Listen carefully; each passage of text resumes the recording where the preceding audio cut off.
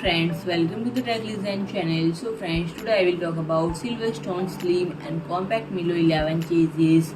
So friends, SilverStone has recently released the Milo 11 case with a total volume of 10.35 liter and dimensions 330 mm into 110 mm into 285 mm, and friend, the chassis has been designed for HTPC and small form factor applications, supporting both horizontal and vertical orientations. And friend, the Milo 11 accepts Mini-ITX and Micro-ATX motherboard along with a TFX power supply and low-profile graphics card up to 272 mm in length, and the case features 4 expansion slots, 1 optical drive bay, 2 drive bays, 2 front USB 3.0, and can accommodate dual ATM. My video, please do like, share and comment, and don't forget to subscribe my channel and press the bell icon.